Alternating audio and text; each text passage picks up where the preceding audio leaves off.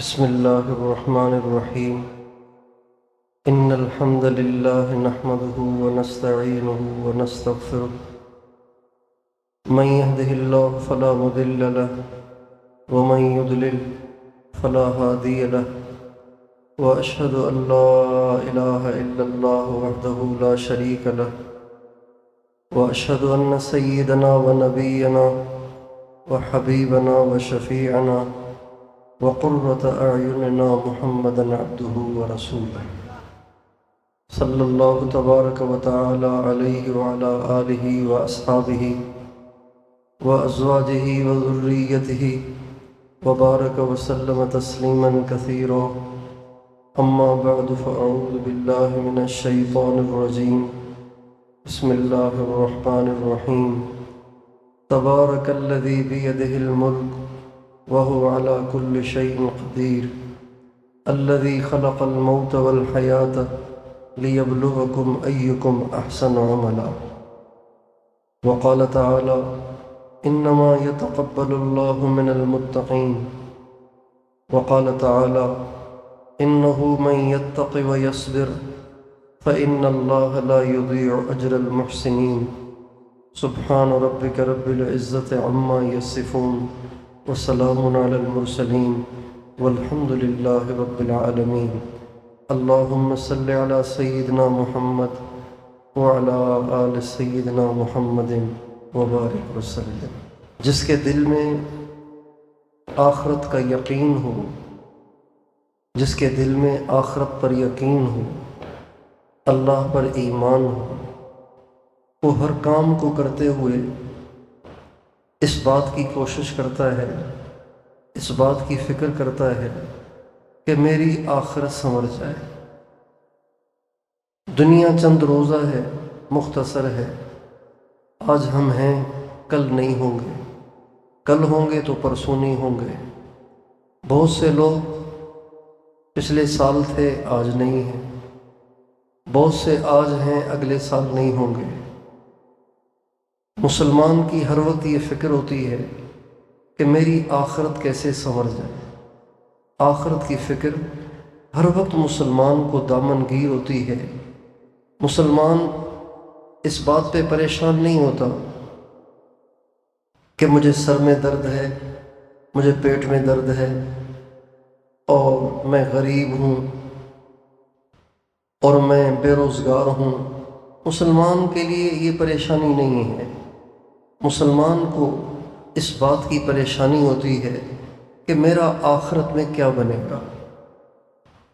حضرت عمر رضی اللہ تعالیٰ عنہ کو جب خنجر لگا اور اس کے بعد وہ مسلسل بے ہوش رہتے تھے، تو کئی دن بے ہوش رہنے کے بعد حضرت عمر کو یہ محسوس ہو گیا کہ اب میں نہیں بچ سکتا. چنانچہ حضرت علی رضی اللہ تعالیٰ عنہ حضرت عمر رضی اللہ عنہ سے ملنے آئے. جب حضرت علی آئے تو حضرت عمر رو رہے تھے. حضرت عمر کا رونا یہ بہت زیادہ حیران کن تھا، حضرت علی کے لیے حیران کن تھا. ٹھیک ہے، مرنا سبھی نے ہے، لیکن عمر جیسا آدمی، اتنا طاقتور، اتنا مضبوط دل والا آدمی، اتنے مضبوط اعصاب والا آدمی رو رہا ہے. حضرت علی نے پوچھا: ما یبکیک، امیر المومنین آپ کیوں رو رہے ہیں؟ تو فرمانے لگے: علی، میں موت کے خوف سے نہیں رو رہا، میں رو اس بات پہ رہا ہوں کہ اب میں جانے والا ہوں، اور میں نہیں جانتا کہ اب میں جہنم کی طرف جا رہا ہوں یا جنت کی طرف جا رہا ہوں. مومن کی سوچ یہ ہوتی ہے. مومن کو ہر وقت آخرت کی فکر لگی رہتی ہے. مومن ہر وقت آخرت کے لیے پریشان ہوتا ہے. مومن ہر وقت آخرت کی تیاری میں لگا رہتا ہے. حضرت علی نے کہا: امیر المومنین آپ روئیں نہیں، میں اس بات کی گارنٹی دیتا ہوں کہ آپ جنت کی طرف جا رہے ہیں، اس لیے کہ میں نے نبی کریم صلی اللہ علیہ وسلم کی زبان اقدس سے اتنی دفعہ یہ بات سنی ہے کہ میں اس کی گنتی بھی نہیں کر سکتا کہ سیدہ کہول اہل الجنت ابو بکر و عمر، کہ جنت کے بڑی عمر کے لوگوں کے جو سردار ہوں گے وہ ابو بکر اور عمر ہوں گے۔ جب یہ فرمایا تو حضرت عمر کو تسلی ہو گئی، اور پھر حضرت علی سے فرمانے لگے علی یہ بات قیامت کے دن اللہ کے سامنے بھی آپ کہہ دیں گے؟ تو حضرت علی فرمانے لگے امیر المومنین صرف میں نہیں، میرا یہ بیٹا حسن بھی اللہ کے سامنے قیامت کے دن یہ بات کہہ دے گا کہ اللہ کے نبی نے آپ کو جنت کے بڑی عمر والوں کا سردار ہونا بتایا ہے۔ حضرت عبداللہ بن رواحہ رضی اللہ تعالیٰ عنہ کے انتقال کا وقت آیا، ایک دفعہ بیمار ہوئے۔ عبداللہ بن رواحہ رضی اللہ عنہ بیمار ہوئے، وہ تو شہید ہوئے تھے غزوہ مؤتہ میں، ایک دفعہ بیمار ہوئے تو بیوی بھی ان کے پاس بیٹھ کے رو رہی تھیں، پتہ نہیں اب یہ بچیں گے نہیں بچیں گے، اسی بیماری میں کہیں فوت نہ ہو جائیں۔ حضرت عبداللہ بن رواحہ لیٹے لیٹے رونے لگے، تو بیوی نے پوچھا کیوں رو رہے ہیں؟ کہنے لگے بس قرآن کی ایک آیت یاد آ گئی اس لیے رو رہا ہوں۔ کہا وہ کون سی آیت ہے؟ کہا وہ آیت یہ ہے وَإِن مِّنكُمْ إِلَّا وَارِدُهَا كَانَ عَلَىٰ رَبِّكَ حَتْمًا مَّقْضِيًّا، تم میں سے ہر ایک کو دوزخ پر سے گزرنا ہے، پتہ نہیں وہاں بچ سکوں گا یا دوزخ میں گر جاؤں گا۔ ایک مسلمان کے لیے سب سے بڑی ٹینشن، سب سے بڑی فکر کی بات یہ ہے کہ میرا مرنے کے بعد کیا بنے گا۔ یہ چیز انسان کے اندر اگر پیدا ہو جائے تو انسان کی ساری خرابیاں ختم ہو سکتی۔ جتنے انسان گناہ کرتا ہے، جتنے بھی گناہ کرتا ہے، یہ سارے گناہ آخرت کو یاد نہ کرنے کی وجہ سے کرتا ہے۔ آپ قرآن پاک میں سرچ کریں گے، قرآن پاک میں سب سے زیادہ جس مضمون کو اللہ تعالیٰ نے دہرایا ہے، جس کا تکرار کیا ہے، ایک بات کو بار بار کہا ہے، وہ آخرت ہے۔ یا تو اللہ تعالیٰ کی عظمت ہے یا آخرت کا تذکرہ ہے۔ اتنا آخرت کو بیان کیا ہے، اتنا آخرت کو بیان کیا ہے، اتنا اللہ نے آخرت کو بیان کیا ہے کہ اگر ہم دھیان سے قرآن پڑھیں تو دل پھٹنے کو آ جاتا ہے۔ کیا بنے گا؟ اذا زلزلت الارض زلزالها واخرجت الارض اثقالها وقال الانسان ما لها يومئذ تحدث اخبارها بان ربك اوحى لها القارعة ما القارعة وما ادراك ما القارعة يوم يكون الناس كالفراش المبثوث وتكون الجبال كالعهن المنفوش إذا وقعت الواقعة ليس لوقعتها كاذبة خافضة رافعة إذا رجت الأرض رجا وبست الجبال بسا فكانت هباء منبثا وكنتم أزواجا ثلاثة يا أيها الناس اتقوا ربكم إن زلزلة الساعة شيء عظيم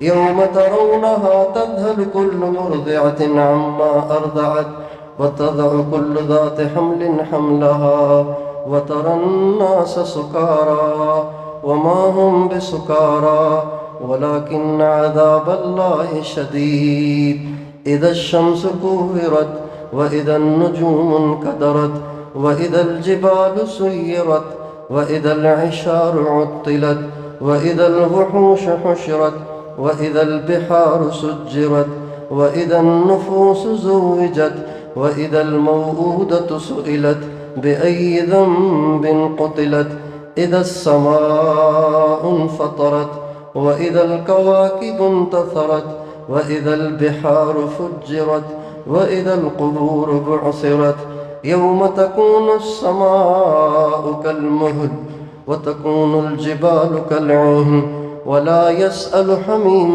حميما۔ یہ ساری آیات اللہ تعالیٰ نے اس میں قیامت کی منظر کشی کی ہے، آخرت کی منظر کشی کی ہے۔ آپ غور کیجئے، ان تمام آیات کے شروع میں آپ کی توجہ ہے، ان تمام آیات کے شروع میں اللہ تعالیٰ نے اس میں ظرف کو ذکر کیا ہے، اذا وقعت، اذا السماء انفطرت، اذا السماء انشقت، इज़ा शम्स कुव्विरत यौम तरौनहा यौम तकून समा। हर आयत के शुरू में अल्लाह ताला ने इसमें ज़र्फ़ को ज़िक्र किया है, और ये इसमें ज़र्फ़ को ज़िक्र करके यूँ समझिए कि गोया अल्लाह ताला ने क़यामत की वीडियो चला दी है। हमारे नबी का इरशाद है, जो आदमी क़यामत को अपनी आँखों से देखना चाहता है, क़यामत के आने से पहले क़यामत को देखना चाहता है, वो इज़्ज़त शम्स कुव्विरत की तिलावत करे। इसमें अल्लाह ताला ने क़यामत की मंजर कशी की है, और यही वजह है कि हज़रत सहाबा जब कुरान पढ़ते थे उनकी नींदें उड़ जाती थी, उनके खाने छूट जाते थे, उनके आंसू ही नहीं रुकते थे।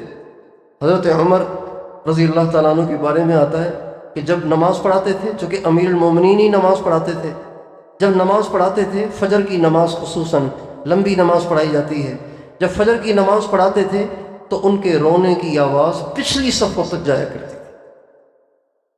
और एक दफ़ा कुरान पढ़ते पढ़ते, नमाज में कुरान पढ़ते पढ़ते गिर गए और बेहोश हो गए, और घर उठा के लाए गए, और कई दिन तक घर में बीमार पड़े रहे। एक मुसलमान के लिए सबसे बड़ी टेंशन ये है कि मरने के बाद क्या बनेगा। क्या मैंने मरने के बाद की तैयारी कर ली है? क्या मेरे पास इतने आमाल हैं कि मैं क़यामत के दिन अल्लाह के सामने पेश करूं और अपना छुटकारा हासिल करूं, जहन्नम की आग से बच जाऊं और जन्नत का हकदार बन जाऊं? क्या मेरे पास इतनी नेकियां हैं? हर एक के लिए ये सोचने की चीज़ है। मैंने शुरू में जो आपके सामने आयत तिलावत की, उस आयत में अल्लाह ताला फरमाते हैं कि मैंने तुम्हें इस दुनिया में भेजा ही इसलिए है कि मैं ये चेक करना चाहता हूँ, मैं तुम्हें देखना चाहता हूँ कि तुम में से कौन सबसे अच्छा अमल करके लाता है। लियब्लुवकुम अय्युकुम अहसनु अमला। मैं ये देखना चाहता हूँ कि तुम में सबसे अच्छा अमल कौन करता है, अच्छा अमल। इस आयत से पता चलता है कि क़यामत के दिन छुटकारा उसका नहीं होगा जिसने ज़्यादा मशक्क़त उठाई होगी, जिसने ज़्यादा तकलीफ़ें बर्दाश्त की होंगी। लियब्लुवकुम अय्युकुम अशद्दु अमला, ये नहीं फरमाया। लियब्लुवकुम अय्युकुम असअब अमला, ये नहीं फरमाया। लियब्लुवकुम अय्युकुम अअसर अमला, ये नहीं फरमाया। मैं ये देखना चाहता हूँ तुम में से सबसे मुश्किल काम कौन करता है, तुम में सबसे ज़्यादा तकलीफ़ देने वाला काम कौन करता है, तुम में सबसे ज़्यादा मुजाहदे वाला अमल कौन करता है। ये नहीं कहा, बल्कि ये फरमाया लियब्लुवकुम अय्युकुम अहसनु अमला। अब इस आयत को सामने रखकर हमने दीन का काम करना है। इस आयत को सामने रख के दीन का काम करना है। दीन के काम से मुराद सिर्फ मदरसे में पढ़ना नहीं, दीन के काम से मुराद सिर्फ तबलीग में जाना नहीं, दीन के काम से मुराद सिर्फ किसी शेख से बैत होकर ज़िक्र फ़िक्र करना नहीं, बल्कि जिस काम से आप मुंसलिक हैं वो भी दीन का काम है। और ये सारे कामों में मुश्किल काम है, लेकिन इस काम से छुटकारा तब होगा जब ये काम हुस्न के साथ होगा। दीन के बहुत सारे काम हैं, दीन को ज़िंदा करने की बहुत सी सूरतें हैं, दीन को ज़िंदा करने की बहुत सी सूरतें हैं। एक सूरत यह है कि उमूमी फ़िज़ा बनाने के लिए, उमूमी जहन साजी के लिए मेहनत की जाए, उसका नाम तबलीग है।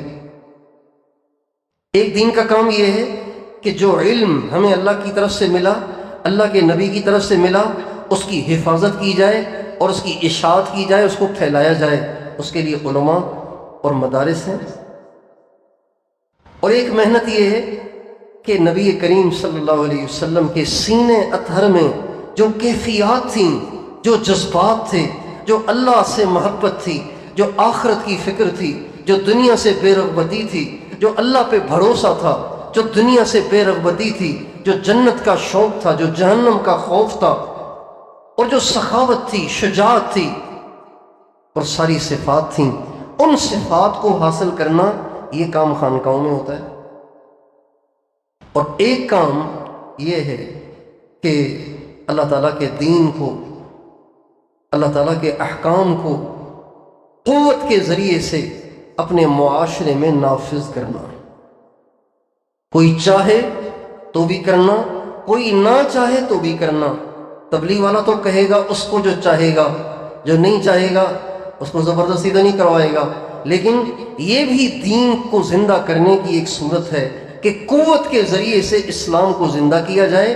اس کا نام سیاست، اور یہ بھی دین کا کام ہے، اور یہ باقی کاموں سے مشکل ہے، باقی کاموں سے مشکل ہے. لیکن اس کے ذریعے سے چھٹکارا تب ہوگا، قیامت کی ہولناکیوں سے حفاظت تب ہوگی، قیامت کی رسوائی سے حفاظت تب ہوگی جب یہ کام احسن طریقے سے ہوگا. کام تو مشکل ہے، لیکن ہر مشکل کام نجات کا ذریعہ نہیں ہوتا. نبی کریم صلی اللہ علیہ وسلم کا ارشاد ہے، کل قیامت کے دن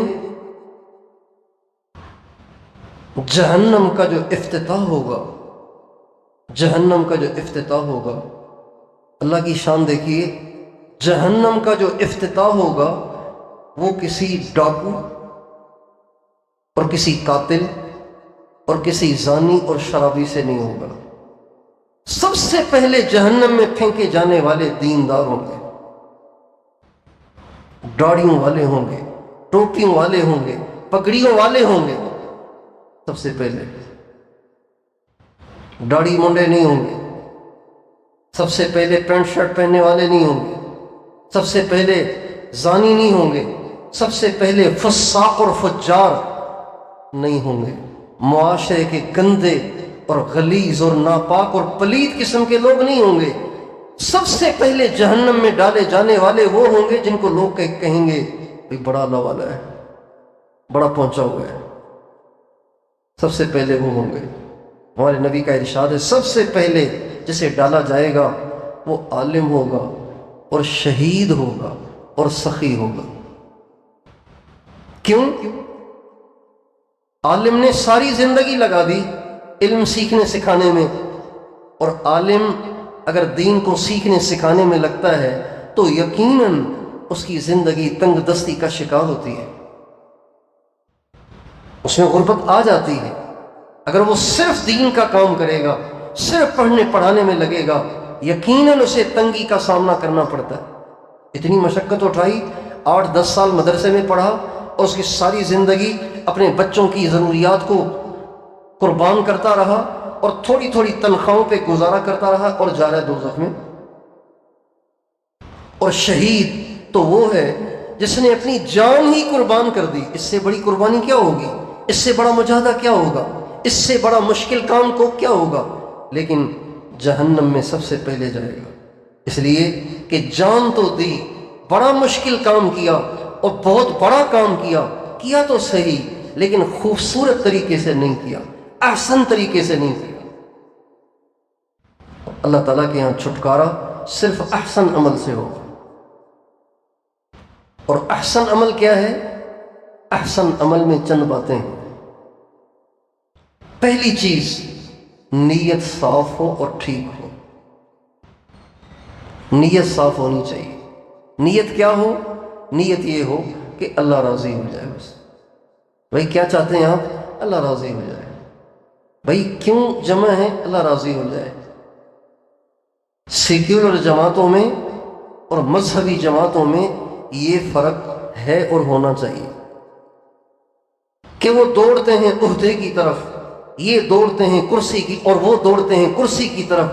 اور یہ جو اتنا کچھ کرتے ہیں یہ اس لیے نہیں کرتے کہ ہمیں عہدے ملیں، ہمیں کرسیاں ملیں، ہمیں بڑی بڑی جاب ملے، ہمیں بڑی بڑی نوکریاں ملیں، ہماری بھی کہیں سنی جائے، ہمارے ہاتھ میں بھی کچھ آئے، ہمارے ہاتھ میں بھی اختیارات ہوں. یہ اس لیے نہیں کرتے، یہ اس لیے کرتے ہیں کہ اللہ راضی ہو جائے، اللہ راضی ہو جائے. اگر یہ کسی بھی دینی جماعت میں اگر یہ چیز نہیں ہوگی، ان کی ساری کاوشیں رائے گاں ہیں، تباہ ہیں، بیکار ہیں، برباد ہیں. آپ علیہ السلام کو بتایا گیا کہ یا رسول اللہ ایک شخص مکے سے آیا ہے مدینے. جب ہمارے نبی مدینہ تشریف لے آئے تھے اور باقاعدہ مدینے میں ایک ریاست قائم ہو گئی تھی، تو مدینے کی طرف ہجرت کرنا مکے والوں کے لیے فرض ہو گیا تھا، چونکہ مکہ یہ دارالحرب تھا، کافروں کا ٹھکانہ تھا، اس لیے مکے کو چھوڑنا ضروری تھا تاکہ ایمان کی حفاظت ہو، اور مدینے آنا ضروری تھا۔ تو ہمارے نبی سے کسی نے کہا یا رسول اللہ، ایک آدمی مکے سے ہجرت کر کے آیا ہے، لیکن آیا ہے یہاں کسی عورت سے شادی کرنے کے لیے، پھر ایمان بھی لے آئے گا، ایمان تو لایا ہے، اس کی ہجرت بھی ہو گئی، آیا شادی کے لیے ہے، عورت کو نکاح کا پیغام بھیجا، اس نے کہا آپ ادھر بیٹھیں، آپ یہاں آ جائیں، مدینے آ جائیں، پھر نکاح ہو جائے گا۔ تو وہ ہجرت کر کے آ گئے۔ آپ علیہ السلام سے پوچھا کہ رسول اللہ اس کی ہجرت کا کیا حکم ہے؟ اس پہ آپ نے فرمایا انما الاعمال بالنیات وانما لامرئ ما نوى فمن كانت هجرته الى الله ورسوله فهجرته الى الله ورسوله ومن كانت هجرته الى دنيا يصيبها او امرأة يتزوجها فهجرته الى ما هاجر اليه۔ اعمال کا دار و مدار صرف نیتوں پر ہے، صرف نیتوں کو دیکھا جائے گا اعمال کو پرکھنے کے لیے۔ اگر کسی نے ہجرت صرف اللہ اور اس کے رسول کی نیت سے کی ہے تو اس کی نیت اس کی ہجرت مقبول ہے، اور اگر کسی نے ہجرت اس لیے کی ہے کہ کسی عورت سے شادی کرے تو اس کی ہجرت اللہ اور اس کے رسول کی طرف نہیں، اس کی ہجرت عورت کی طرف۔ سیاست کوئی دنیا کا کام نہیں ہے، یہ کوئی دنیا داری نہیں ہے، یہ دین کا کام ہے، لیکن مقبول تب ہوگا، آخرت میں نجات کا باعث تب ہوگا جب اس میں نیت ٹھیک ہو، جب یہ احسن ہو، جب یہ خوبصورت ہو، جب یہ صحیح انداز کے ساتھ ہو۔ عام طور سے دیکھا جاتا ہے کہ جب آدمی سیاست کے میدان میں اترتا ہے تو دیندار لوگ بھی وہ سیاست کرنے لگ جاتے ہیں جو دنیا دار کرتے ہیں، اور اس کی وجہ سے دیندار طبقے کی طرف بھی عوام کا رجوع نہیں ہو پاتا۔ کہتے ہیں بھئی فرق کیا ہے ان دونوں میں؟ یہ بھی ڈنڈا لے کے آ جاتے ہیں، وہ بھی ڈنڈا لے کے آ جاتے ہیں، یہ بھی بھتے لیتے ہیں، وہ بھی بھتے لیتے ہیں، یہ بھی آنکھیں دکھاتے ہیں، وہ بھی آنکھیں دکھاتے ہیں، ان کے بھی سینے تنے ہوئے ہیں، ان کے بھی سینے تنے ہوئے ہیں، ان کے گردنوں میں بھی سریے ہیں، ان کی گردنوں میں بھی سریے ہیں۔ فرق کیا ہے بھائی؟ اس لیے اگر ہم چاہتے ہیں کہ جس محنت میں آپ لگے ہوئے ہیں یہ محنت اللہ کے ہاں قبول ہو تو بھائیوں نیت کو ٹھیک کرنا پڑے گا۔ ہر پل اپنی نیت کی تجدید کریں، ہر لمحے اپنی نیت کی تجدید کریں۔ یا اللہ کچھ نہیں چاہتے، تخت نہیں چاہتے، تاج نہیں چاہتے، عہدہ نہیں چاہتے، کرسی نہیں چاہتے، عزت نہیں چاہتے، شہرت نہیں چاہتے، ہم تجھے چاہتے ہیں، ہم تیری رضا کو چاہتے ہیں۔ الیکشن کے دنوں کے رگڑے اور بھوک پیاس اور مشقت اور دھوپ اور سردی اور گرمی بے آرامی، یا اللہ صرف تیرے لیے، ہماری کوئی غرض نہیں۔ اگر جمعیت کو اللہ نے جیت دے بھی دی، یا اللہ مجھے بچوں کی نوکریاں نہیں چاہیے، مجھے اپنے رشتہ داروں کے عہدے نہیں چاہیے، مجھے کوئی روزگار نہیں چاہیے، میں تو اس لیے کر رہا ہوں تاکہ تو راضی ہو جائے، تاکہ تیرے نبی کا دین سر بلند ہو جائے۔ یہ ہے وہ نیت جس پہ اللہ کی مدد آتی ہے۔ کوئی تجھ سے کوئی کچھ مانگتا ہے، میں تجھ سے تجھی کو خدا مانگتا ہوں۔ کوئی تجھ سے کوئی کچھ مانگتا ہے، میں تجھ سے تجھی کو خدا مانگتا ہوں۔ کوئی مجھ سے پوچھے میں کیا چاہتا ہوں، میں اپنے خدا سے خدا مانگتا ہوں۔ ہو جائے میرا، میں ہو جاؤں اس کا، یہی رات دن میں دعا مانگتا ہوں۔ جمعیت کے ہر کارکن کا یہ جذبہ، پھر یہ کامیاب ہے، یہ نہ جیت کر بھی کامیاب ہے، اور یہ دنیا میں بھی کامیاب ہے، اور یہ آخرت میں بھی کامیاب ہے۔ اور یہ جذبہ نہیں ہے ساری محنت سراب ہے، مٹی ہے، دھول ہے، بیکار ہے، برباد ہے، رائے گاں ہے۔ اس لیے دنیا دار اتنے خطرے میں نہیں ہوتے، دیندار زیادہ خطرے میں ہوتے ہیں۔ دنیا دار کو تو بیچارے کو پریشانی رہتی ہے، یار کچھ نہیں کہ اللہ بس اب تیرا کرم چاہیے، اس کو اس کا احساس ہوتا ہے. لیکن دیندار کو اپنی نیکی کا گھمنڈ ہوتا ہے، اپنی نیکی کا غرور ہوتا ہے. وہ کہتا ہے میں نے تو اتنا کچھ کیا ہے، ساری زندگی تو لگا دی میں نے. اس لیے زیادہ خطرے میں ہوتا ہے کہ اس کے اندر اطمینان ہوتا ہے، اس کو اپنے کیڑے نظر نہیں آتے، اس کو اپنی کمیاں نظر نہیں آتی، اس کو اپنی خرابیاں نظر نہیں آتی، اس کو اپنی نیکیاں نظر آتی ہیں. اور دوستو، جس کسی کو اپنی کمیاں نظر نہ آئیں، یہ اس بات کی دلیل ہے کہ اس کی پٹڑی تبدیل ہو گئی ہے. حضرت عمر رضی اللہ عنہ وقتاً فوقتاً ممبر پہ کھڑے ہو کر سارے مسلمانوں کو جمع کر کے فرمایا کرتے تھے، لوگوں اگر مجھ میں کمی دیکھو تو مجھے ضرور بتانا، ڈرنا نہیں کہ میں تمہیں کچھ کہوں گا، مجھ میں کوئی کمی دیکھو تو مجھے ضرور بتانا، میں تمہارا شکر گزار ہوں گا اگر تم نے میری کمی دیکھی اور تم نے مجھے بتایا. اس لیے اپنی نیت کو ٹھیک کرنا ضروری ہے. کچھ نہ چاہیں، کوئی نیت نہ ہو، کوئی جذبہ نہ ہو سوائے اس کے کہ اللہ راضی ہو جائے. قل هل ننبئكم بالأخسرين أعمالا الذين ضل سعيهم في الحياة الدنيا وهم يحسبون أنهم يحسنون صنعا. اللہ تعالیٰ فرماتے ہیں میں تمہیں بتاؤں کہ سب سے زیادہ گھاٹے والے قیامت کے دن کون ہوں گے؟ وہ ہوں گے کہ جن کی ساری محنتیں برباد ہو گئیں اور وہ سمجھتے تھے کہ ہم نے تو بڑا کام کیا ہے، ہم نے تو بڑی قربانی کی ہے، ہم نے تو بڑی محنت کی ہے، لیکن ان کی محنت اللہ کے ہاں قبول ہی نہیں ہوئی، نیت ہی ٹھیک نہیں تھی، جذبہ ہی ٹھیک نہیں تھا. یہ سب سے بڑے گھاٹے والے لوگ ہیں. الذین یظنون الذین یحسبون انہم یحسنون صنعا. وہ سمجھتے تھے کہ ہم تو بڑے تیر مار رہے ہیں، حالانکہ کچھ نہیں ہے. اس لیے آخرت کے چھٹکارے کے لیے سب سے بنیادی چیز یہ ہے کہ ہم اپنی محنت میں نیت کو ٹھیک کریں. ایک کام، عمل کو احسن بنانا، کوئی بھی دین کا کام ہے، کوئی بھی دین کا کام ہے، اس کو احسن بنانا، اس میں سب سے پہلا کام یہ کہ نیت کو ٹھیک کریں. دوسرا کام یہ کہ ہم دین کا کام کرتے ہوئے گناہوں سے بچیں، تقوی پرہیزگاری کے ساتھ چلیں. اللہ تعالیٰ فرماتے ہیں الذین آمنوا ولم يلبسوا ایمانہم بظلم اولئک لہم الامن وہم مہتدون. ایمان بھی لائے لیکن اپنے آپ کو ظلم سے، برائی سے، بدکاری سے، گناہوں سے، کبائر سے بچاتے بھی رہے. جو یہ دو کام کریں گے کہ مومن بھی ہوں اور گناہوں سے بھی بچیں، جو یہ دو کام کریں گے، اللہ فرماتے ہیں میری گارنٹی ہے کہ میں انہیں امن کی زندگی عطا کروں گا. اور یہ ہدایت یافتہ لوگ ہیں. گناہ نہیں ہونا چاہیے، گناہ سے اللہ کی مدد اٹھ جاتی ہے، اللہ کی مدد سے محرومی ہو جاتی ہے. گناہ اتنا بڑا، اتنا خوفناک عمل ہے کہ بڑوں کی بڑی بڑی قربانیوں پہ پانی پھیر دیتے. گناہ اتنی بری چیز ہے.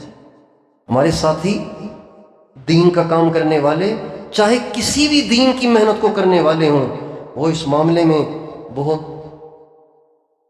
کمزور ہیں، اس معاملے میں بہت کوتاہ ہیں کہ وہ گناہوں سے نہیں بچتے. آج کل موبائل ہر آدمی کے پاس ہے، ہر آدمی کے پاس موبائل ہے. دنیا دار تو خیر دنیا دار ہیں، بے دین تو خیر بے دین ہیں، لیکن یہ جو دیندار طبقہ ہے، جمعیت کا کام کرنے والے، تبلیغ کا کام کرنے والے، مدرسوں میں پڑھنے پڑھانے والے، خانقاہوں میں بیٹھنے والے، کوئی بھی دین کا کام کرنے والے، ان کے پاس بھی موبائل ہیں، لیکن یہ اپنے دین کے کام پر اتنے مطمئن ہو جاتے ہیں کہ پھر موبائل میں جو بھی نظر سے گزر جائے کوئی حرج نہیں. یہ گناہ اتنا عام ہو گیا ہے کہ اس سے دیندار بھی بچے ہوئے نہیں ہیں. یہ حرام کام کا ارتکاب یہ صرف فرد کا نقصان نہیں، پوری جماعت کا نقصان ہے. جس جماعت میں کبیرہ گناہ کے مرتکب ہوں گے پوری جماعت اللہ کی رحمت سے محروم ہوگی، اللہ کی نصرت سے محروم ہوگی، اللہ کی رحمت سے محروم ہوگی۔ گناہ کے قریب نہیں جانا، یا تو راستہ بدل دیں یا پھر گناہ چھوڑ دیں۔ ہمارے استاد صاحب فرمایا کرتے تھے، دورنگی چھوڑ دے یک رنگ ہو جا، سراسر موم یا پھر سنگ ہو جا۔ دین والوں کا لبادہ اوڑھ کر دین کے کام میں لگ کر پھر چھپ چھپ کے حرام کاریاں کرنا یہ ٹھیک نہیں ہے، یہ دین کی لائن کا نقصان ہے، اور دین کی لائن کو اپنے ہاتھ سے تباہ کرنے کے مترادف ہے۔ یہ کام کرنے تو یہ لبادہ اوڑھ لیے لبادہ اتار کے پھر اسی میں آ جائیں، اسی لائن میں آ جائیں، تاکہ یہ نسبت تو خراب نہ ہو۔ جب جمعیت کا کوئی کارکن برائی کرے گا تو یہ فرد کی برائی نہیں ہے، یہ جماعت کی برائی ہے۔ کسی مدرسے کا طالب علم برائی کرے گا تو یہ فرد کی برائی نہیں، یہ اہل مدارس کی برائی ہے۔ ایسے ہی ہوتا ہے، ایک قاری صاحب سے کوئی غلطی ہو گئی، اس پر یہ مولوی ایسے ہی ہوتے ہیں، ایک جمعیت والے سے ہو گئی، یہ سارے جمعیت والے ایسے ہوتے ہیں، ایک داڑھی والے سے ہو گئی، یہ سارے داڑھی والے ایسے ہوتے ہیں، ایک نمازی سے ہو گئی، یہ سارے نمازی ایسے ہوتے ہیں۔ اس لیے اگر ہم چاہتے ہیں کہ یہ محنت آخرت میں نجات کا باعث بنے تو بھائیو ہمیں کبائر کو چھوڑنا پڑے گا، گناہوں سے بچنا پڑے گا، تقوی پرہیزگاری کی زندگی کو گزارنا پڑے گا۔ جس لائن کو آپ نے اپنایا ہے، یہ پتہ ہے کن کی لائن ہے؟ یہ تقوی کے پہاڑوں کی لائن ہے، یہ حضرت شیخ الہند کی لائن ہے، یہ حضرت مدنی کی لائن ہے، یہ مولانا ابو الکلام آزاد کی لائن ہے، یہ مولانا محمد علی اور مولانا شوکت علی کی لائن ہے، یہ مولانا عبید اللہ سندھی کی لائن ہے، یہ حضرت مولانا حفظ الرحمان سیوہاری کی لائن ہے۔ تو ان والی لائن کو اپنایا ہے تو ان والا تقوی بھی اپنے اندر پیدا کرنا پڑے گا۔ حضرت شیخ الہند رحمۃ اللہ علیہ کو ایک دفعہ حضرت تھانوی رحمۃ اللہ علیہ نے کہیں اپنے ہاں، حضرت تھانوی پہلے کانپور میں ہوتے تھے، کانپور ایک علاقہ ہے وہاں پہ پڑھاتے تھے، تو حضرت تھانوی رحمۃ اللہ علیہ نے اپنے استاد حضرت شیخ الہند کو ایک دفعہ بلوایا وہاں تقریر کے لیے، اور مقصود یہ تھا کہ وہاں والے دیوبند کے علماء کے علم کی علمی حیثیت دیکھیں اور ان سے متاثر ہوں کہ بھئی یہ واقعی اہل حق ہیں، دیکھیں ان کا علم کتنا مضبوط ہے، اس لیے بلایا تھا۔ چنانچہ حضرت شیخ الہند تشریف لائے اور بیان کے لیے کھڑے ہوئے۔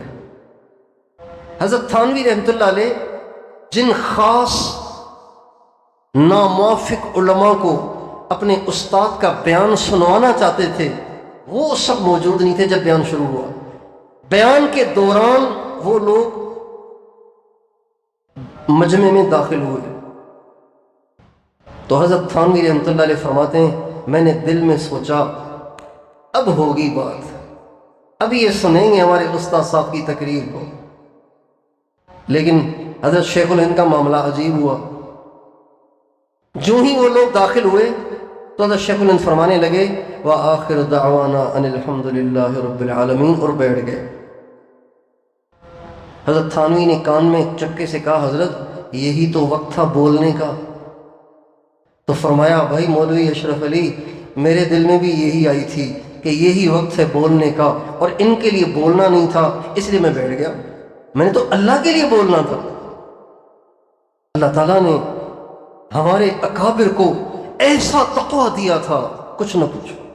اس لیے آپ سب سے درخواست ہے اگر ہم چاہتے ہیں کہ ہماری محنت آخرت میں چھٹکارے کا باعث بنے تو ہم تقویٰ کو اختیار کریں، گناہوں سے بچیں، اپنی زندگی کو چیک کریں سر سے لے کے پاؤں تک، کہاں میری نظر غلط دیکھتی ہے، کہاں میرے کان غلط سنتے ہیں، کہاں میری زبان غلط بولتی ہے، کہاں میرے دل میں غلط خیالات آتے ہیں۔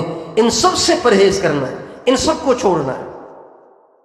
اگر ہم سارے متقی ہو جائیں نا تو دنیا کی کوئی طاقت ہمیں پیچھے نہیں کر سکتی، حقیقت ہے۔ وَمَن يَتَّقِ اللَّهَ يَجْعَل لَّهُ مَخْرَجًا وَيَرْزُقْهُ مِنْ حَيْثُ لَا يَحْتَسِبُ وَمَنْ يَتَّقِ اللَّهَ يَجْعَلْ لَهُ مِنْ أَمْرِهِ يُسْرًا۔ متقی آدمی کی مدد اللہ کرتا ہے۔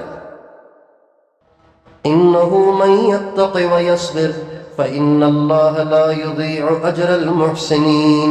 کتنا زور لگایا یوسف علیہ السلام کے بھائیوں نے یوسف علیہ السلام کا نام مٹانے پر، اور اس کے بعد کیا کیا ان پہ حالات آئے، کیا کیا ان پہ حالات آئے، لیکن اللہ فرماتے ہیں یوسف میں دو خوبیاں تھیں، یہ دو خوبیاں جس میں بھی ہوں گی اللہ اسے نیچے نہیں، اللہ اسے اوپر کرے گا۔ إِنَّهُ مَن يَتَّقِ وَيَصْبِرْ فَإِنَّ اللَّهَ لَا يُضِيعُ أَجْرَ الْمُحْسِنِينَ۔ جس میں دو چیزیں ہوں، ایک اس میں تقوی ہو اور ایک اس میں صبر ہو، جلد باز نہ ہو، صبر ہو، یہ دو چیزیں جس میں بھی ہوں گی اللہ فرماتے ہیں وہ ضائع نہیں ہوگی۔ اس لیے دوسری چیز جس کو ہمیں اپنانا ہے وہ ہے تقوی، کہ ہماری زندگی میں کوئی گناہ نہ ہو، زبان سے بھی نہ ہو، نظر سے بھی نہ ہو، کان سے بھی نہ ہو، کسی طریقے سے نہ ہو، اور جو گناہ ہو گئے ہیں اس سے توبہ کر لے آدمی۔ گناہوں سے پاک ہونا مشکل تھوڑی ہے، اللہ کے ہاں اتنا نرم معاملہ ہے، اتنا نرم معاملہ ہے کہ بندہ چاہے کتنا بڑا گنہگار اور پرانا پاپی کیوں نہ ہو، سچے دل کے ساتھ جب توبہ کرتا ہے اللہ اس کے پچھلے سارے گناہوں کو معاف کرے گا۔ مخلوق میں سے کسی کا حق کھایا ہے تو وہ معاف نہیں ہوگا، وہ تو حق ادا کرنا پڑے گا یا معاف کرانا پڑے گا، اس کے علاوہ سب گناہ اللہ معاف کر دیتا ہے۔ تو دوسری گزارش آپ تمام دوستوں سے یہ ہے کہ بھائی ایک تو اپنی نیت کو ہم بار بار ٹھیک کریں، اس کی تجدید کریں، اور دوسرا یہ کہ ہم گناہوں سے بچیں، متقی بنیں۔ اللہ تعالیٰ کے ہاں محنت ہر ایک کی قبول نہیں ہوتی، اللہ تعالیٰ کے ہاں ہر ایک کی قربانی قبول نہیں ہوتی۔ اللہ تعالیٰ فرماتے ہیں انما یتقبل اللہ من المتقین، اللہ صرف اور صرف متقی کی نیکی کو قبول کرتا ہے، صرف اور صرف متقی کی محنت کو قبول کرتا ہے۔ یہ دوسری چیز ہے جو ہمیں اور آپ کو اپنانی ہے، اور اب تک اگر گناہ ہو گئے ہیں تو اس سے سچی توبہ کر لیں، کرتے ہیں سارے سچی توبہ۔ یہ دو باتیں ہو گئیں۔ تیسری چیز کہ ہم میں خود پسندی اور تکبر نہ ہو۔ اگر کارکنوں میں تکبر ہوگا، خود پسندی ہوگی، مغروری ہوگی، تو یہ ہمیشہ اللہ کی مدد سے محروم رہیں گے۔ تواضع ہو، خاکساری ہو، عاجزی ہو، جھکے ہوئے ہوں۔ پھلدار درخت جھکا ہوا ہوتا ہے، پکڑا ہوا نہیں ہوتا ہے۔ اب بے دین سیاستدان بھی سینے تان کے چلیں، اور یہ مذہبی جماعت کے کارکن بھی سینے تان کے چلیں، اور ان کی آنکھیں بھی ٹیڑھی ہوں، ان کی آنکھیں بھی ٹیڑھی ہوں، ان کی گردن بھی اکڑی ہوئی ہو، ان کی گردن بھی اکڑی ہوئی ہو، کیا فرق ہوا پھر؟ مذہبی سیاست کے لیے ابو بکر نمونہ ہیں، حضرت عمر نمونہ ہیں، حضرت عثمان نمونہ ہیں، حضرت علی نمونہ ہیں۔ یہ مذہبی سیاست کے پیشوا ہیں، یہ مذہبی سیاست کے رہنما ہیں، یہ مذہبی سیاست کے نمونہ ہیں۔ حضرت ابو بکر صدیق رضی اللہ عنہ جب خلیفہ بنے تو ایک دفعہ گزر رہے تھے کسی گلی سے، تو دو بچیاں آپس میں بات کر رہی ہیں۔ ایک بچی دوسری سے کہہ رہی ہے ہمارے گھر میں نا کوئی مرد ہے نہیں، تو ابو بکر خلیفہ بننے سے پہلے ہمارے گھر آتے تھے، ہمیں دودھ نکال کے دیتے تھے بکری سے، لیکن اب تو وہ خلیفہ بن گئے، پتہ نہیں اب ہمیں دودھ نکال کے دیں گے نہیں دیں گے، اب ہم دیکھیں گے کہ کون ہمارا دودھ نکالے گا۔ یہ حضرت ابو بکر نے سن لیا تو آپ نے فرمایا بیٹی گھبراؤ نہیں، ابو بکر اگر خلیفہ بن بھی گیا ہے، بادشاہ بن بھی گیا ہے، تو تمہارا دودھ پھر بھی ضرور نکالے گا، تمہارا دودھ نکالا کرے گا۔ اب بادشاہ بن گئے ہیں لیکن ایک غریب عورت کے گھر میں جا کے اس کی بکری کا دودھ نکال کے دیتے ہیں۔ حضرت عمر فرماتے ہیں ایک دفعہ مجھے پتا چلا کہ یہاں ایک معذور نابینا بوڑھی کمزور عورت ہے اور اس کے گھر میں کوئی کام کرنے والا نہیں ہے، تو میں نے سوچا کہ یہ بڑا اچھا موقع ہے جنت بنانے کا، چنانچہ میں ایک دن صبح چلا گیا اس معذور عورت کے گھر کہ اس کے گھر کا کام کاج کروں. جب میں گیا تو کام کاج سارا ہو گیا تھا، برتن بھی دھلے ہوئے ہیں، صفائی بھی ہوئی ہوئی ہے، ساری چیز سیٹنگ سے رکھی ہوئی ہے. کہنے لگے میں بڑا حیران ہوا کہ بھائی چلو ٹھیک ہے کوئی بات نہیں، میں فجر سے پہلے آ جاؤں گا. فجر سے پہلے چلا گیا تب بھی سب کچھ تیار ہے. کہنے لگے بڑھیا سے پوچھا کہ اماں جی یہ میں جب بھی آتا ہوں آپ کا سارا کام ہوا ہوا ہوتا ہے تو یہ کون کرتا ہے؟ کہ بیٹا پتہ نہیں رات کے اندھیرے میں کوئی آتا ہے خود ہی کر کے چلا جاتا ہے، مجھے بتاتا نہیں ہے کہ میں کون.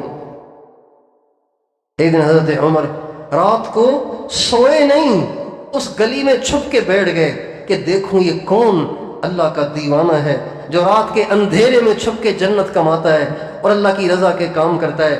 کہتے میں نے دیکھا کہ رات کے اندھیرے میں چپکے چپکے حضرت ابو بکر آ رہے تھے اور اس معذور عورت کے گھر میں داخل ہو کے اور گھر کے کام کاج کر رہے تھے، جبکہ امیر المومنین تھے، خلیفۃ المسلمین تھے، بادشاہ تھے.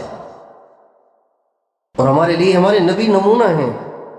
ہمارے نبی تواضع کا پیکر تھے، تواضع کا پیکر تھے. مدینے میں ایک عورت تھی پاگل، ذہنی معذور تھی، اور وہ گالیاں بہت دیتی تھی، ہر ایک کو گالیاں دیتی تھی، ہر ایک کو چھیڑتی تھی پھر گالیاں دیتی تھی. ذہنی معذور تھی اور پردہ وردہ بھی نہیں کرتی تھی، ایسے ہی گھومتی پھرتی تھی. ایک دفعہ نبی کریم صلی اللہ علیہ وسلم کے پاس سے گزری. آپ علیہ السلام اکڑو بیٹھ کے کھا رہے تھے، اکڑو بیٹھ کے کھانا کھا رہے تھے، اکڑو بیٹھ کے، اکڑو سمجھتے ہیں؟ گھٹنے اٹھا کے. ہمارے نبی کے پاس سے گزری اور کہنے لگی اس کو دیکھو ایسے کھانا کھا رہا ہے جیسے غلام کھاتے ہیں، یہ کوئی طریقہ ہے کھانا کھانے کا؟ یہ دیکھو کیسے کھانا کھا رہا ہے، ایسے جیسے غلام کھانا کھا رہا ہو. آپ علیہ السلام نے اس کی طرف دیکھا اور فرمایا وَأَيُّ عَبْدٍ أَعْبَدُ مِنِّي، اللہ کی بندی مجھ سے بڑا غلام کون ہوگا؟ أَيُّ عَبْدٍ أَعْبَدُ مِنِّي، مجھ سے بڑا غلام کون ہوگا؟ پھر کہنے لگی یہ دیکھو اکیلے اکیلے کھا رہا ہے مجھے نہیں کہتا. کتنا کنجوس ہے یہ، اکیلے اکیلے کھا رہا ہے مجھے نہیں کہتا اور نہ کھاؤ. کہا نہیں آپ اپنے ہاتھ سے کھلائیں. اب لوگ دیکھ رہے ہیں کہ یہ پاگل عورت کیا باتیں کر رہی ہے. آپ نے لقمہ بنایا اس کے منہ میں ڈالنے لگے، پھر تو کہنے لگی نہیں اپنے منہ میں چبایا ہوا نکال کے میرے منہ میں ڈالو. ہمارے نبی نے اپنے منہ سے لقمہ نکالا، اس کے منہ میں ڈالا. حدیث میں آتا ہے جو ہی سرکار کے لعاب سے لپٹا ہوا لقمہ اس عورت کے منہ میں گیا، ایک دم اس کے ہوش واپس آ گئے اور اس پہ ایسی حیا طاری ہوئی، اسی وقت اس نے پردہ اوڑھ لیا اور پھر اس کے بعد کبھی وہ باہر نظر نہیں آئی. ایک شخص ہمارے نبی کے پاس آئے تو آپ کے چہرے کی ہیبت اور جلال دیکھ کے اس پہ کپ کپی طاری ہو گئی. جب کانپنے لگا تو آپ نے فرمایا ہون نفسک ہون نفسک ہون نفسک ما انا بملک جبار انا ابن امرأۃ من قریش. اے اللہ کے بندے تو اپنے آپ پہ کچھ رحم کر اور گھبرا نہیں اور ڈر نہیں، میں کوئی ظالم بادشاہ نہیں ہوں، میں تو مکے کی ایک غریب عورت کا لڑکا ہوں، مکے کی ایک غریب عورت کا لڑکا ہوں. اتنی ہمارے نبی میں تواضع تھی. یہ تواضع ہر کارکن میں ہونی چاہیے، ہر کارکن کی گردن اکڑی ہوئی نہیں جھکی ہوئی ہونی چاہیے، ہر کارکن میں خدمت کا جذبہ ہو. یہ تیسری چیز ہے. اگر ہم چاہتے ہیں کہ اس محنت سے آخرت کا چھٹکارا حاصل ہو تو ان صفات کو اپنانا پڑے گا، ورنہ یہ نیک کام کر کے بھی ہم دوزخ سے چھٹکارا نہیں پا سکیں گے. یہ تین چیزیں ہو گئی. اور چوتھی چیز کہ جس میدان میں آپ ہیں اور جس کام میں آپ لگے ہوئے ہیں اس کام میں اختلاف ضرور ہوتا ہے.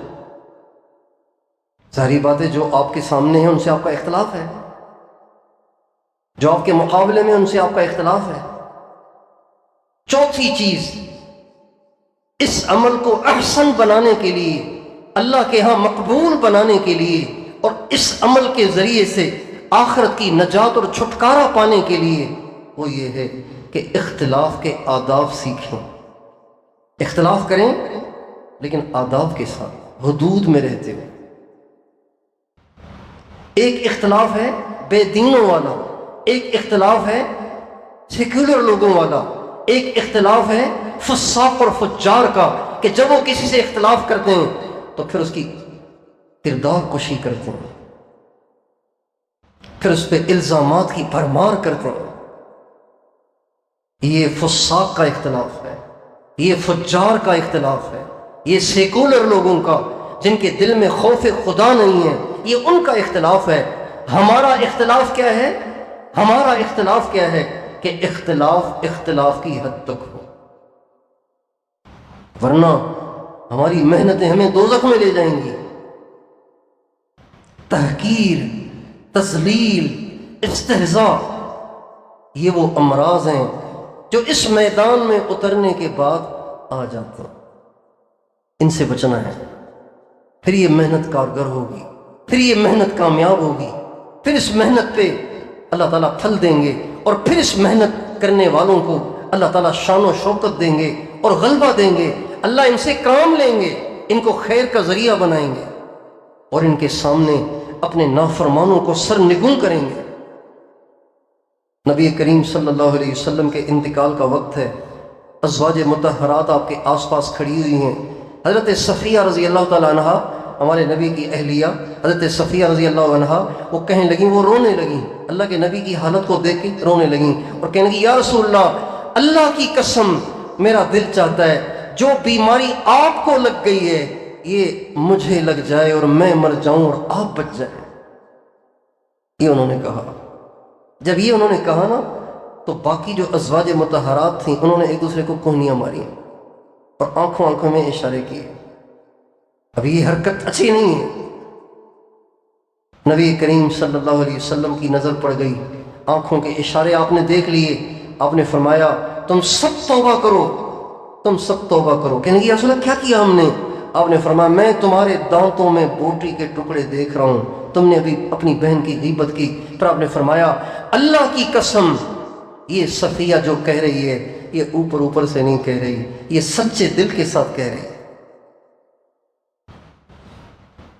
امہات المومنین بھی اگر کسی کا استہزاء کریں تو وہ بھی گناہ گار ہو جاتی ہیں۔ تو بتائیے اسلامی سیاست کے کارکن کسی کا استہزاء کریں، کسی کی تحقیر کریں، کسی کی تذلیل کریں اور کسی کی کردار کشی کریں گے تو ان کی نیکی تو نہیں رہے گی نا، پھر تو یہ بے دینی بن جائے گی، اللہ کی مدد ہٹ جائے گی۔ یہ چوتھی چیز ہے کہ اختلاف ضرور ہوتا ہے لیکن اختلاف کو اختلاف کے آداب کے ساتھ کیا جائے۔ ہمارے بزرگوں میں اختلاف رہا ہے، صحابہ میں بھی اختلاف رہا ہے، اور اس کے بعد مشائخ میں اختلاف رہا ہے، ائمہ مجتہدین میں اختلاف رہا ہے، لیکن وہ اختلاف کی حد تک رہا ہے، اس سے زیادہ نہیں۔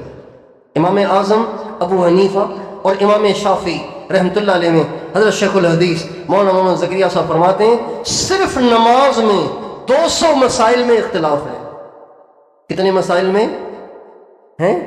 200 صرف نماز میں، زکوٰۃ، روزہ، حج، عید الفطر اور نماز جنازہ اور ساری زندگی کے سارے کام، اس میں تو پتہ نہیں کتنا اختلاف ہوگا۔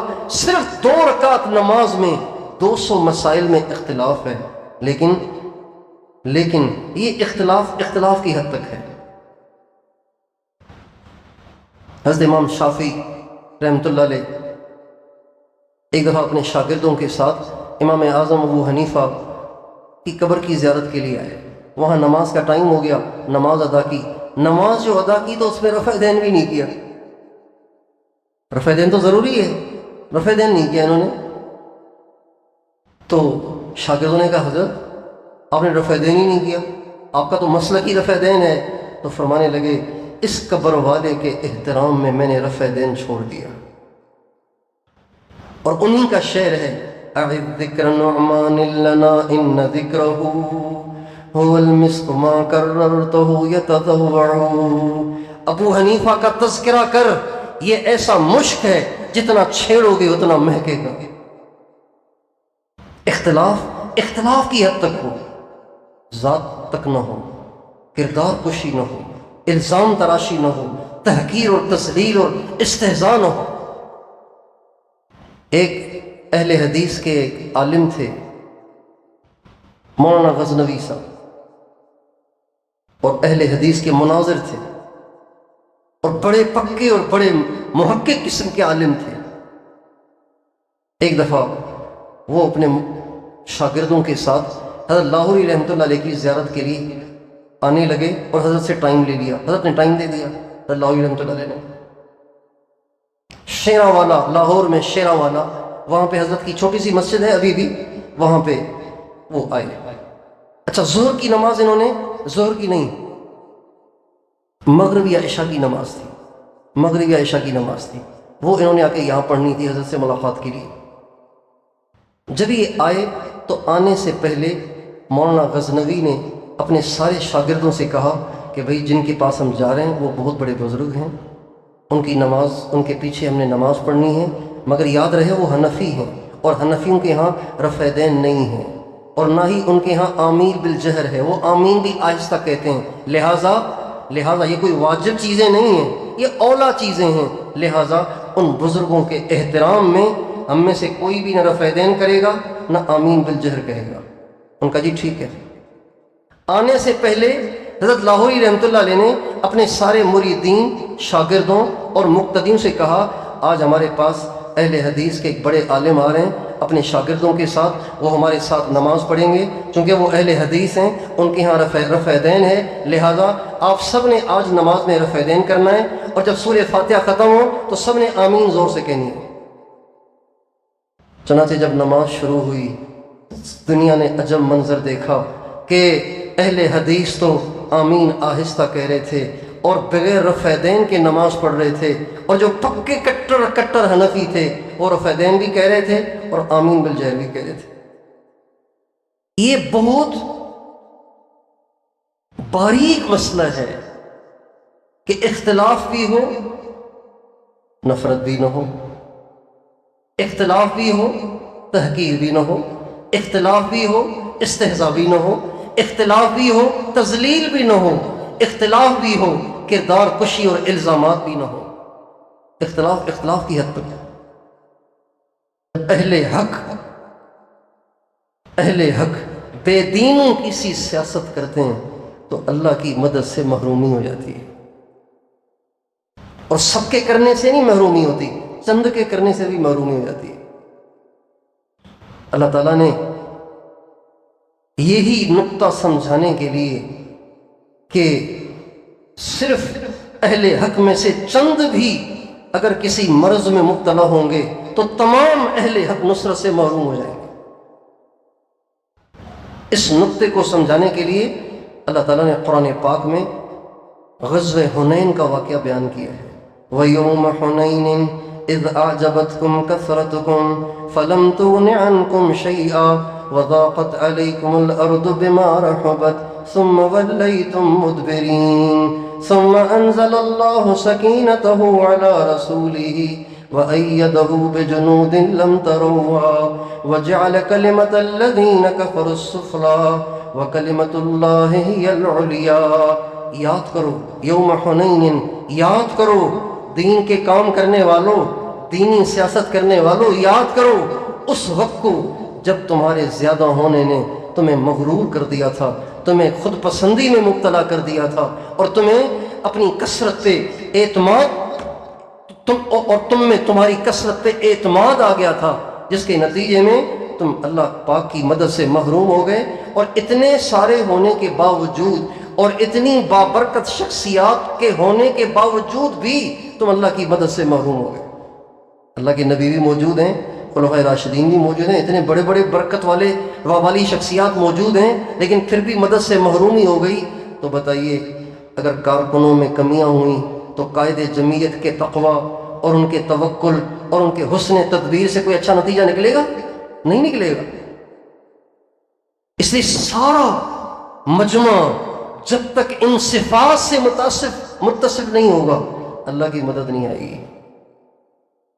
صرف قائد کا تقوی کافی نہیں، صرف ان کا توکل کافی نہیں، صرف ان کی شجاعت کافی نہیں، صرف ان کی حسن تدبیر کافی نہیں، جب تک کہ ہر کارکن کی نیت ٹھیک نہ ہو، اس میں اخلاص نہ ہو، کوٹ کے بھرا ہوا نہ ہو، اور جب تک کہ اس میں تقوی اور کبائر سے پرہیز نہ ہو، اور جب تک اس میں تواضع نہ ہو، خاکساری نہ ہو، اور جب تک وہ اختلاف کے آداب کی رعایت رکھتے ہوئے کام نہ کرے، اللہ کی مدد نہیں آتی۔ صحابہ پہ نہیں آئی، ہم کیا ہیں؟ اتنی بڑی آزمائش آ گئی، صرف چند، اچھا مسلمان غزوہ حنین میں تھے 12,000، کفار تھے صرف 4,000۔ مسلمان ہمیشہ کئی گنا کم ہوا کرتے تھے، اس دفعہ مسلمان 3 گنا زیادہ ہیں، کفار 4,000 ہیں۔ اب جب یہ ٹھاٹھے مارتا ہوا 12,000 کا لشکر ابھی مکے کو فتح کر کے آ رہا ہے، ابھی مکہ فتح ہوا ہے، ابھی قریب میں مکہ فتح ہوا ہے، اس کے بعد یہ غزوہ حنین واقع ہوا ہے، تو پچھلی فتح بھی یاد ہے، اور اب اس وقت تو تھے 8,000، اب ہو گئے 12,000، اتنی بڑی تعداد ہو گئی۔ تو اب چند لوگوں کے دلوں میں یہ آئی کہ ہم تو تھوڑے تھے پھر بھی جیتتے ہیں، ابھی تو ہم زیادہ ہیں، اب تو جیت ہے ہی ہماری۔ یہ بات اللہ کو اچھی نہیں لگی۔ یہ جو بڑا بول ہے نا، بڑا بول، یہ چھوٹوں کو بھی مروا دیتا ہے، بڑوں کو بھی مروا دیتا ہے۔ بڑا بول اور تکبر اور مغروری اور عجب اور گھمنڈ، خود پسندی، یہ بڑی نقصان دہ چیز ہے، اس سے ہمیں بچنا ہے۔ اس لیے اگر یہ سیاست اسلامی ہی رہے تو اس کو غلبہ یقینی ہے۔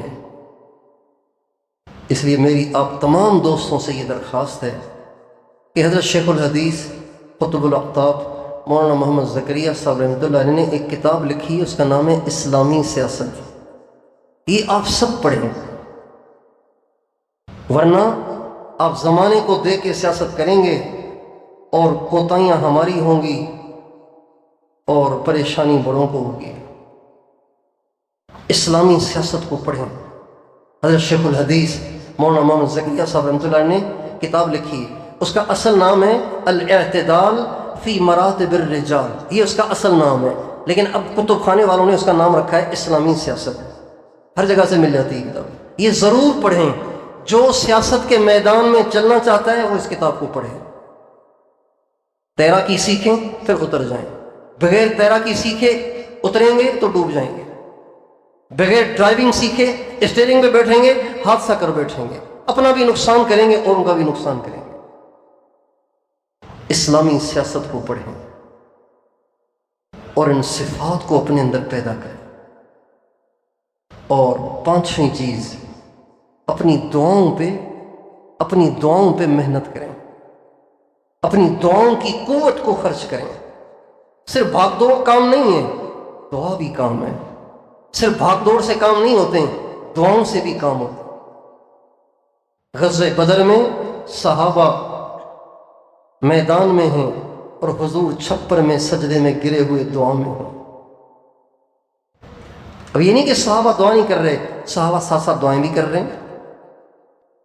یا حی یا قیوم برحمتک استغیث، اے زندہ اے قائم، اے ساری دنیا کو قائم رکھنے والے، مجھے تیری رحمت کی ضرورت ہے۔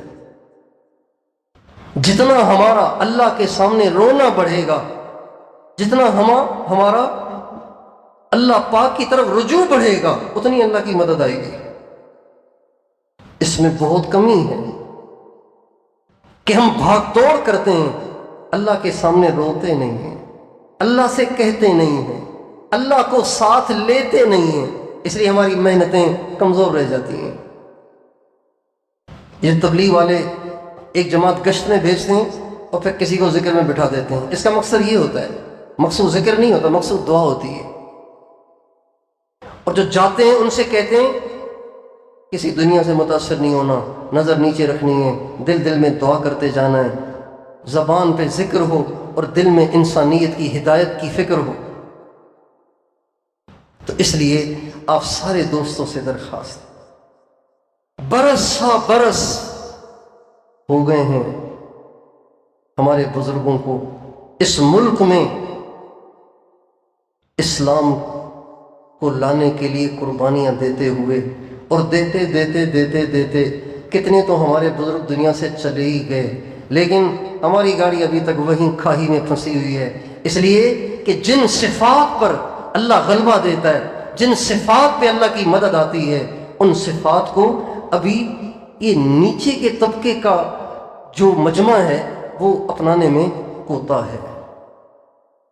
اس لیے ان صفات کو اپنانے کی نیت کریں اور اپنی دعاؤں کو بڑھائیں۔ دیکھیں، ایک آدمی ملک میں اسلام لانا چاہتا ہے اور اللہ تعالیٰ آخری رات کے آخری پہر اپنا عرش لے کے پہلے آسمان پہ آ کے کہتے ہیں حل من داعٍ فاستجیب لہ حل من سائل فاعطیہ، کوئی ہے دعا کرنے والا میں اس کی دعائیں قبول کروں، کوئی ہے مانگنے والا میں اس کی جھولیاں بھر دوں۔ اور پورے ملک میں اسلام لانے کے لیے تگ و دو کرنے والا سو رہا ہے، فجر کی جماعت میں بھی نہیں آ رہا، تو پھر یہ کیا کہیں گے اسے؟ صرف اپنے گھر کے دروازے پہ جھنڈا گاڑ لینے سے فتح نہیں ہوتی، ان صفات سے فتح ہوتی ہے۔ جب رات کا آخری پہر ہو، اسلام کو ملک میں نافذ کرنے کی نیت رکھنے والوں میں سے کوئی سویا ہوا نہ ہو، رات کو اٹھ کے رو رہے ہوں، گڑ گڑا رہے ہوں، سجدے میں ان کے سر ہوں، آنکھ میں ان کے آنسو ہوں، اللہ سے ان کی دعائیاں ہوں، رونا دھونا ہو۔ دیکھیں اللہ کی مدد کیسے آتی ہے۔ وَإِذَا سَأَلَكَ عِبَادِي عَنِّي فَإِنِّي قَرِيبٌ أُجِيبُ دَعْوَةَ الدَّاعِ إِذَا دَعَانِ فَلْيَسْتَجِيبُوا لِي وَلْيُؤْمِنُوا بِي لَعَلَّهُمْ يَرْشُدُونَ ادْعُونِي أَسْتَجِبْ لَكُمْ إِنَّ الَّذِينَ يَسْتَكْبِرُونَ عَنْ عِبَادَتِي سَيَدْخُلُونَ جَهَنَّمَ دَاخِرِينَ۔ اور علامہ اقبال کہتے ہیں ہم تو مائل بکرم ہیں، کوئی سائل ہی نہیں، کس کو دیں؟ وہ مانگنے تو آئے نا، خام خواہ ہم جیبوں میں ٹھونسیں گے کیا؟ ہم تو مائل بکرم ہیں، کوئی سائل ہی نہیں، راہ دکھلائیں کسے، رہرو منزل ہی نہیں۔ کس قدر تم پہ گراں صبح کی بیداری ہے، ہم سے کب پیار ہے، ہاں نیند تمہیں پیاری ہے۔ رات کو تہجد میں اٹھنا صرف صوفیوں کا کام نہیں ہے، یہ صرف خانقاہ والوں کا کام نہیں ہے، یہ دین کی محنت کرنے والے ہر ایک کا کام ہے۔ ہمارے نبی دائی بھی ہیں، ہمارے نبی سیاسی بھی ہیں، ہمارے نبی مبلغ بھی ہیں، ہمارے نبی معلم بھی ہیں، ہمارے نبی مجاہد بھی ہیں، اور ہمارے نبی سے اللہ کہہ رہے ہیں یا ایھا المزمل قم اللیل الا قلیلا نصفه او انقص منه قلیلا او زد علیہ ورتل القرآن ترتیلا انا سنلقی علیک قولا ثقیلا ان ناشئة الليل هي اشد وطئا واقوم قیلا ان لك في النهار سبحا طویلا واذكر اسم ربك وتبتل إليه تبتيلا رب المشرق والمغرب لا إله إلا هو فاتخذه وكيلا۔ یہ ساری ہدایات ہیں جو اللہ نے اپنے نبی کو دی ہیں، اور یہ ساری ہدایات آپ سب کے لیے ہیں، جو اسلامی سیاست جنہوں نے کرنی ہے ان سب کے لیے ہدایت ہے۔ اِنَّا سَنُلْقِي عَلَيْكَ قَوْلًا ثَقِيلًا، ایک بڑا بوجھ آنے والا ہے، اگر اس کو آسان کرنا ہے رات کو اٹھنا شروع کرو۔ اِنَّ لَكَ فِي النَّهَارِ سَبْحًا طَوِيلًا، تم نے دن میں بہت محنت کرنی ہے، لہذا رات کو اپنی بیٹری کو تہجد اور دعاؤں اور ذکر اور تلاوت سے چارج کرو، پھر دن کو اس کو چلاؤ۔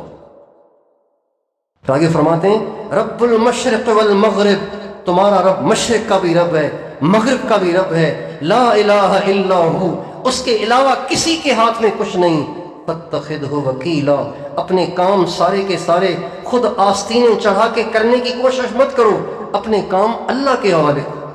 دیکھو وہ کام کیسے سیدھے کرتا ہے۔